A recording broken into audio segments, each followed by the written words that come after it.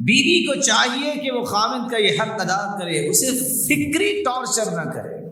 آپ کو پتہ ہے آپ کے خاوند اس کی تنخواہ کتنی ہے، اتنے قدم اٹھاؤ جتنی چادر ہے، اسے پریشان نہ کرو۔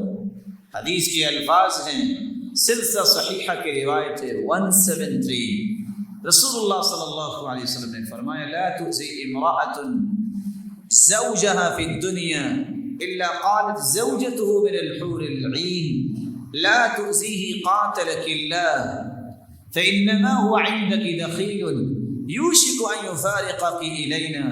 جب کوئی بیوی اپنے خامد کو تنگ کرتی ہے، اگر وہ خامد نیک ہوتا ہے تو جنتی حور کہتی ہے قاتلک اللہ، تیرا برا ہو، اللہ تجھے قتل کرے، کیوں اس کو ایسے تنگ کر رہی ہو، یہ چند دن کا تیرے پاس مہمان ہے، اصل خدمت تو ہم کریں گے جب ہمارے پاس آئے گا۔ یہ جنتی حوروں سے بھی جھڑکیاں ہی کھاتی ہیں۔ 10واں حق یہ ہے، فرضی روزہ تو وہ رکھے گی لیکن نفلی روزہ رکھتے وقت خامن کی اجازت سے رکھے گی۔ رسول اللہ صلی اللہ علیہ وسلم نے فرمایا، صحیح بخاری کی روایت ہے 5193، اور یہ روایت صحیح مسلم میں بھی ہے 2367، لا يحل لامرأة أن تصوم وزوجها شاهد إلا بإذنه من غیر رمضان۔ کسی عورت کے لیے جائز نہیں ہے کہ اس کا خامن گھر میں ہو اور نفلی روزہ ہو اور اس کی اجازت کے بغیر رکھے۔ رسول اللہ صلی اللہ علیہ وآلہ وسلم نے 11ویں بات بھی بیان کی ہے، خامد کا حق یہ ہے کہ کوئی عورت اپنے خامد کی اجازت کے بغیر کسی کو گھر نہ آنے۔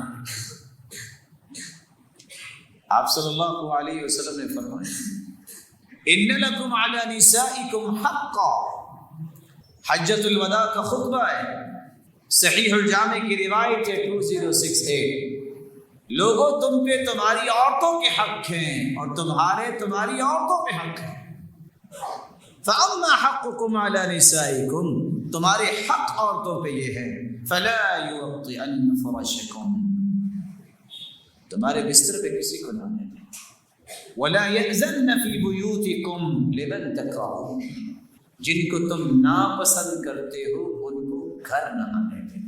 أَلَا وَحَقُّهُنَّ عَلَيْكُمْ، اور ان کا حق تم پہ یہ ہے ان تحسنوا الیہن فی کسوتہن وطعامہن، عورتوں کے لباس میں اور اس کے کھانے میں احسان کیا کرو، کھانا اچھا دیا کرو اور لباس کا خیال رکھا کرو۔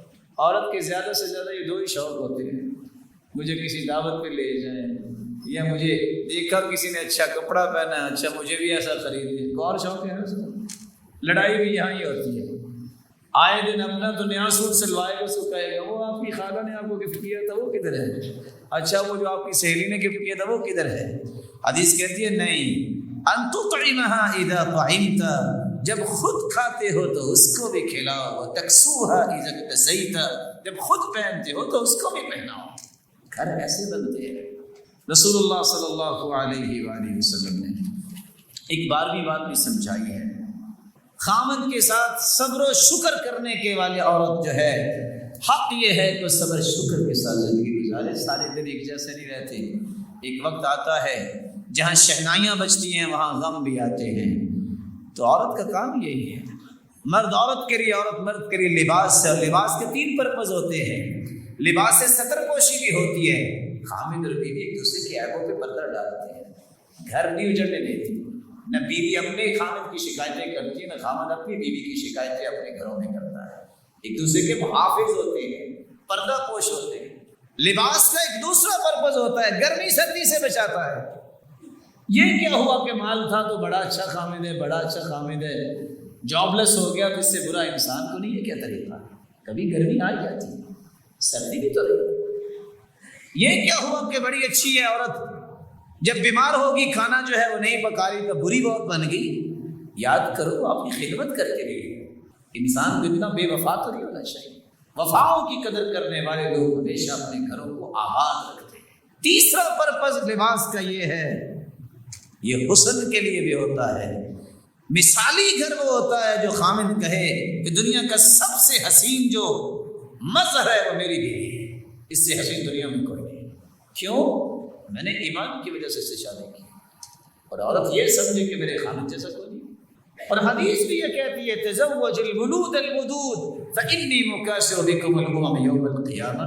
شادی ایسے عورتیں سے کیا کرو جو اپنے خامدوں کو ٹوٹ کے چاہیں اور بچوں کے ساتھ جو ہے ان کی محبت. اللہ نے اولاد زیادہ دی. لا ينظر الله الى امرأة لا تشكر لزوجها وهي لا تستغني عنه. سلسلہ صحیحہ کی روایت 289. جو عورت اپنے خامد کا شکریہ ادا نہیں کرتی اللہ ذوالجلال اسے دیکھنا پسند نہیں کرتا.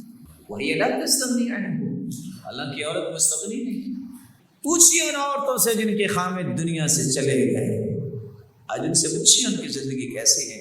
اللہ ان کی اپنی رحمت سے مدد فرمائے اور ان پہ اپنی برکتوں کو نازل فرمائے. یہ بڑا کٹھن وقت ہوتا ہے, اس لیے جن کے خامد زندہ ہیں انہیں قدر کرنی چاہیے.